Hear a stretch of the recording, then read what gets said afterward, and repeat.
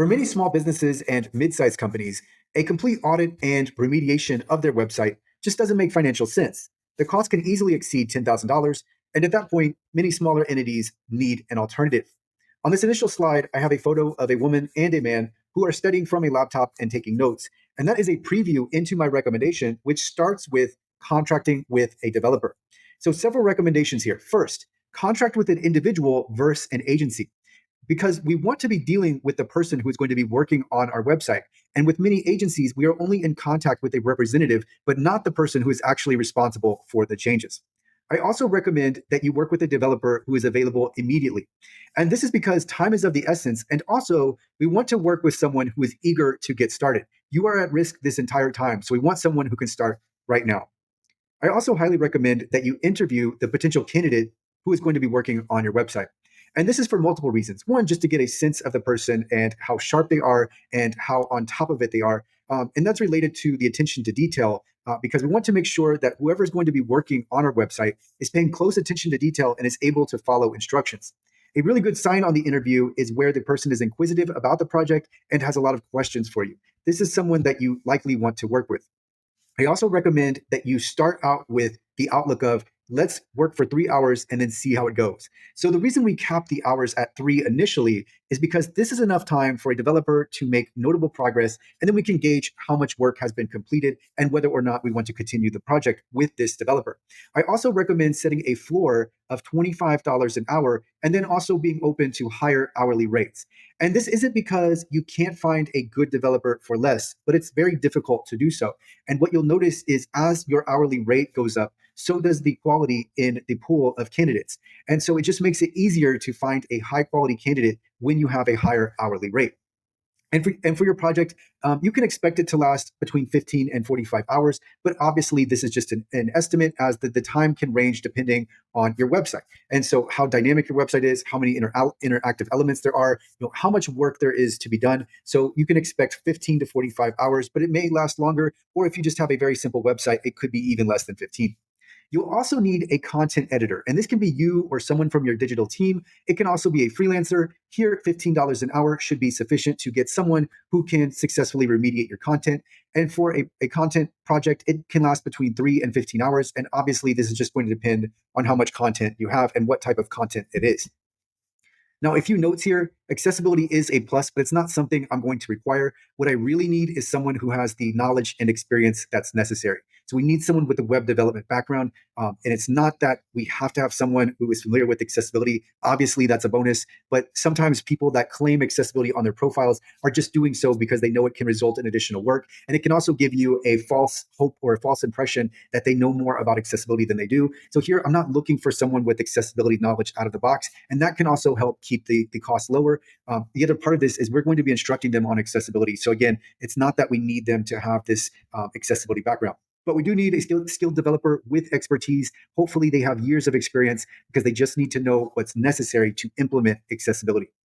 Also, be aware of time stretching. So what can happen if you hire someone at a lower hourly rate? You might get the same level of expertise, but what will happen is they will drag the project on to increase the total project cost. So to increase the amount of money they're going to make. So just be aware that sometimes when you hire at a lower hourly rate, it doesn't necessarily mean that you'll pay less. And in fact, sometimes you may pay more because these people are purposefully taking longer so that they can increase the contract amount.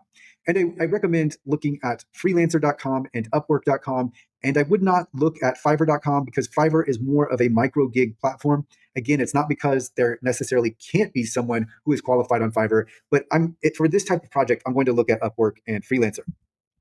So you'll also need my ADA compliance course. And this is where the instruction comes into play. This is my exact advice on how I would approach remediating your website so as to reduce risk of lawsuit. And what's really nice about the course is it's based on data. So this is data-driven prioritization of the accessibility issues that you're going to be working on. And this data comes from actual complaints filed in court by the most active plaintiffs' law firms. And what's extra nice is I recently updated the ADA compliance course to reflect the issues that are being most commonly claimed now.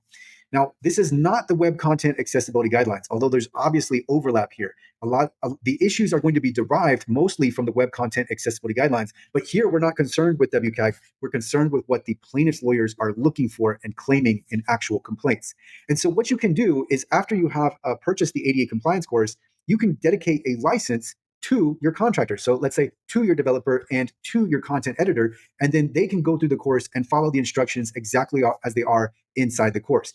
And then what you'll also want to do is assign the lessons. So for the content, you're going to give those lessons to the content editor. And then obviously for the development lessons, you're going to give those to the developer.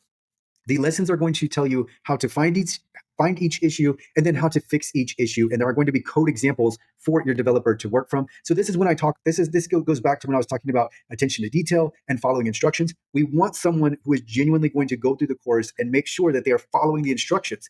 What's nice is that, I don't know if I've already said this, but there are code examples for your developer to work from. So they really have everything they need to understand what changes need to be made for accessibility. And then everyone, regardless of what role they are, what role they take on, they're going to take the strategy lesson, because the strategy component is also it's also very helpful as you're going through the course. So the lessons they don't just involve accessibility. Part of this is how to approach accessibility so that you reduce your risk as you are working through accessibility issues. Now, after you finish implementing the lessons of the course, because your team is not auditors, because your team doesn't have experience in accessibility, you really just want to try to assess the best you can the current accessibility of your website after you've made the changes. So obviously, one quick way to assess is to scan your website and see if any errors come up. And then obviously, if no errors come up, that's a great sign. And then I also recommend keyboard testing, because keyboard testing is fairly easy to pick up and learn. And it will just take you a few minutes to learn how to test your website with a keyboard. And so that will give you a good idea as to your accessibility for keyboard navigability. So comparing this approach with accessible.org services, with accessible.org, you're going to get a full audit and you're going to get complete remediation. And so this is where you're going to end up with full WCAG conformance, which obviously is a best practice and highly recommended, because then you really don't have any accessibility issues on your website. And if you do, they're more extraordinary accessibility issues versus your website's going to be accessible at this point. What I'm getting at here, the reason why I'm making a distinction with full WCAG conformance and complete accessibility is because there are other accessibility considerations beyond WCAG, but WCAG conformance is a best practice. And with accessible, you can get documentation of your accessibility. So the main difference here is, one, the level of expertise, and then the accessibility knowledge, but then two, the meticulous attention to detail and the thorough evaluation and remediation of your website. Because when you come to accessible.org, nobody comes to me and asks, hey, can you do a really good job with accessibility? But go ahead, it's okay if some accessibility issues are left behind. Nobody thinks of it that way. So when you come to accessible.org, I have a responsibility to my clients to provide comprehensive services. So I can't just provide an incomplete, imperfect service. I have to provide everything. There's really no in between here.